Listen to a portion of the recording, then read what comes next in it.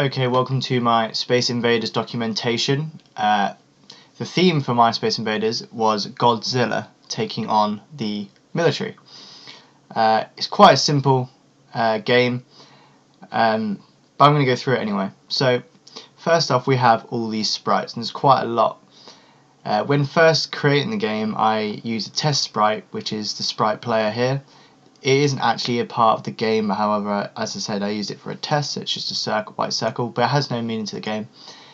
But we do come on to our first enemy. This is the sprite tank. This is one of the enemies that you can see in the game. It's quite an easy enemy. The main attack of Godzilla, or the just main attack in general, will take it out in one shot, and it does fire shots back at the player. We've also got the sprite enemy death, which I decided to make, as you can see here by that nice little preview. However, the issue that I had with that was that once it had done that, it didn't stop. It would just constantly do that. So I haven't found a way to fix that yet.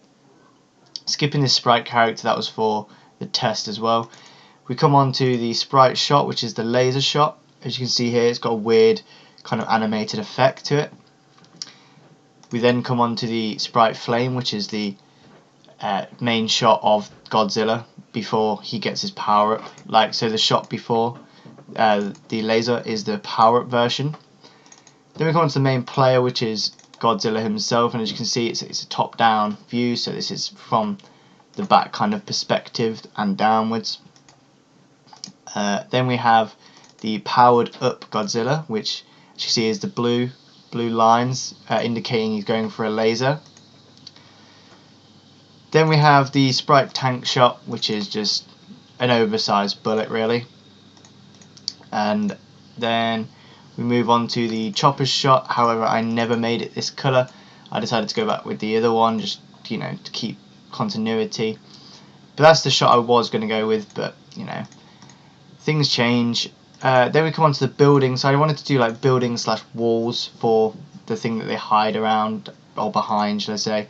The tanks can shoot and they slowly disintegrate, as you can see here by the buildings being destroyed. Then we come on to the attack chopper, which is the second enemy, and as you can see his blades animate. And then we come on to the chopper down sprite, which is simply just the chopper but with some flame effects on him.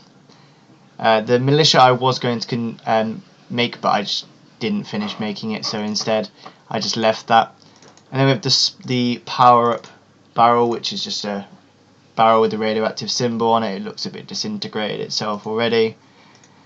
So coming on to the backgrounds, we have one background that is always in use and the two other backgrounds that I was going to use.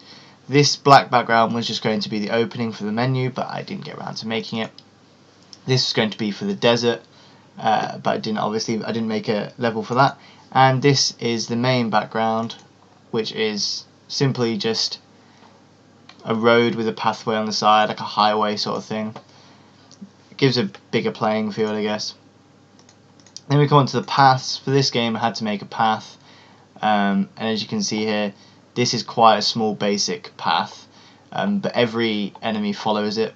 It does end about here, giving you a chance to kind of, it either makes it harder or easier depending on your expertise at Space Invaders. We now come on to the objects. We have the object player. We have a few functions with him. If he collides with the tank shot, destroys himself and it restarts the game. So I didn't want to do lives, I wanted to do it as a one stretch thing, because there's not a lot included in my game for there to be lives. So therefore I just thought if it's just an instant death and restart of the game, then it's going to make you more motivated to try get through in one long stretch. If he collides with the power up, he changes his instance into the player underscore power, aka the power up version of himself, and he destroys this version of himself. Oh no, this destroys the barrel. Yeah, this destroys the barrel. And then if you press spacebar, just a press, it works the same if you do key release or press. It creates the instance object underscore shot. Just creates it, not in a moving, just creates it as a state. I'll get on to how I made that move. And then press A and press D, they start moving in a direction at the speed of 4, so it's not too fast. And then on the key releases, stops moving. So that stopped him from, just endlessly going. The powered up version is the exact same, just a duplicate copy. However, when he presses space, he creates the laser beam. I'll go into that as well. And we go on to the object enemy, which is the tank.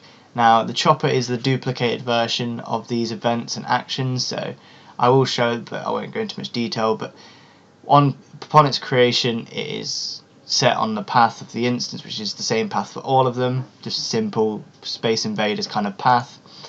And then we have on the alarm 0, creates instance of object shot, so that's the shot object.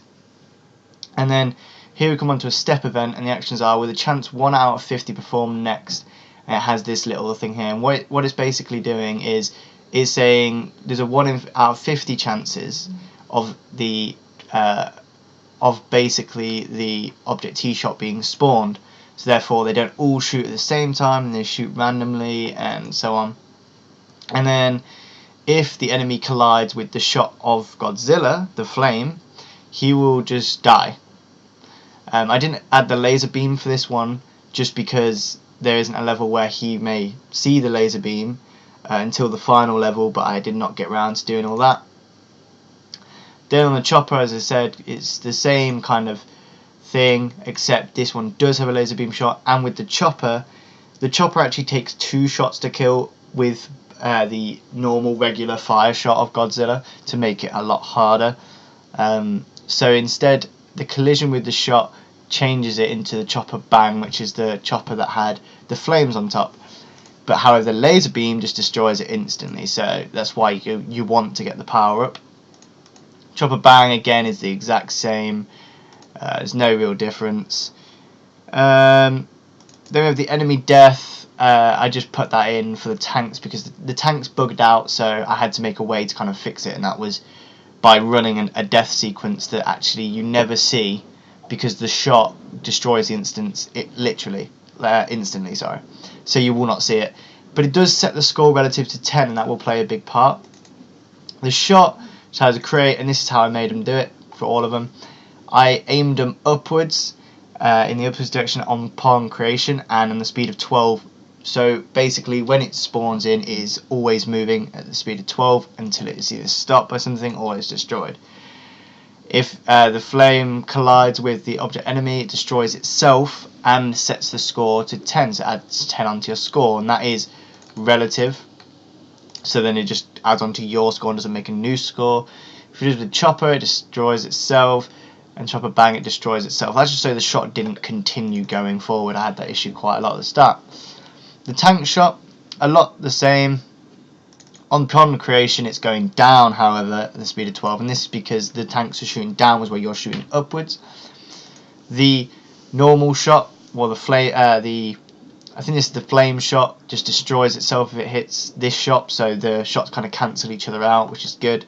You can defend yourself if you're Godzilla. As for the building, if it collides with the building, it destroys itself, and that's just a kind of the building does destroy, as you'll see, but go onto the wall. This is where it starts getting a bit. This was the tedious part of making this game. So if it collides with the flame, which is shot by yourself, it will change the building into building_B, which is just a shortcut for me to know the building's like disintegration levels. And as for the shot, it's the same.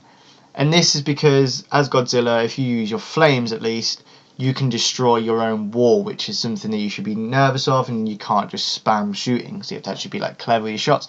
That goes for all of the buildings. I named them in weird names, B2, B3, but after that, so it's quite awkward, and that goes for all of them, they're all the same. Come on to the attack chopper down here. This was the first one I made, and I actually didn't use that object in the end. I duplicated the tank so I could just follow on the event, so I just still have that there because I'm messy. The power up, that has nothing on it. That's something that's there. It's not even a solid object. It's just there. It gets destroyed upon collision with Godzilla. The chopper shot, I didn't actually make that yet or do that because I chose to use the other shot just for easiness. The laser beam, upon its creation, is moving at 15 upwards, so it's the fastest shot on the game to show that it actually is, you know, a good thing. Now we've got the controllers, and we have 3 controllers. That's so the score can change each round, each room. Instead of having the score build up over time, it's just going to be a room thing, but I could change that in the future. Upon creation, the score is set to 0. So step event, if the score is equal to 280, which is the amount of tanks times by the score you get for killing a tank, and as there's 28 tanks on the first level, that's times by 10, 280, goes to room 2, and also draws the value of score and sets the colour to, I think I chose black, yeah, black. Now, the controllers, what they do, they have no sprite, therefore you put them anywhere and it won't actually show up anything unless you have a draw function or something along those lines.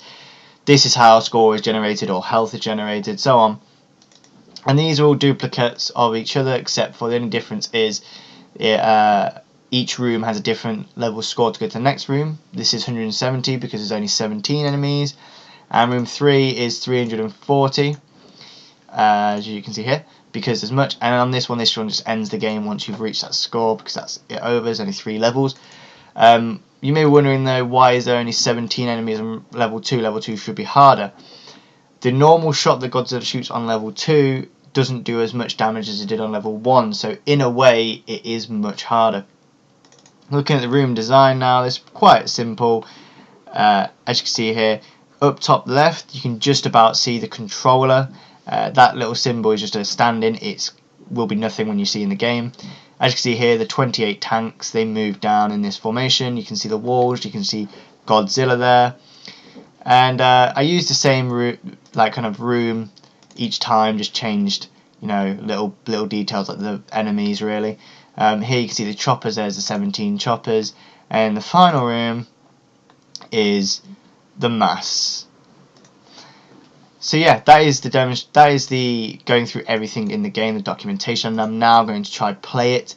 I do struggle. I have made it so that I can demonstrate all 3 rooms working properly. So I do have slight cheats, I should mention. But as you can see, pressing spacebar does destroy the tanks. But however, the issue that I had, and something I must work on in the future, is collision boxes, and I want to modify the mass of those collision boxes so that they are actually very accurate and don't end up causing me to die in ridiculous ways, such as my tail, which has killed me multiple times. Now, normally this is the hardest part of the game I've found, because they are stuck and they're just going to keep shooting, and there you go, you're dead. So what I like to do, just to go through, is this, because I've made it on here that they destroy the bullets, so if I shoot quick enough, the bullets won't affect me. And this allows me to show you the second level for you guys. So if I come onto this bit here and kill the last one, comes onto the choppers. Now the choppers shoot exactly the same. If I shoot 2 shots there like that, and you can see, if I shoot 1 shot, sorry, you can see that chopper is now on fire and he's not dying instantly, which makes it harder because I have to go through here. However, I can destroy the bullets still, but it takes me back to level 1. Now what I want to show you now, if I just try clear level 1 again, so this tedious feel is something I would like, is what I wanted through the game. That's why I did not add lives, because if you had lives then it would be much easier to complete the game, I feel. So if I go over here quickly before they kill me, you can also see the walls disintegrating. I shouldn't point that out. If I go over here, your character becomes blue and he shoots an instant laser beam. Now the laser beam keeps going on and you can spam it. I've just died there, however, it doesn't matter. But the laser beam continues going and does not stop. So I was going to make it so there was an enemy at the end, however I just didn't get around to doing that, which is a shame really, but you know. I'm just going to drag room 3 up here and demonstrate you what it looks like here, and show you how it looks like with all of the enemies shooting at the same time. So here you go, this is the final level, and as you can tell it is quite hard. It's easy to clear the tanks, which is the first goal that you want to be doing, but it's afterwards, it's harder, much harder to get the choppers. And I wouldn't suggest getting the power up until you've kind of cleared it. And as you can see, I'm just dying over and over again. If I do that, I should make it.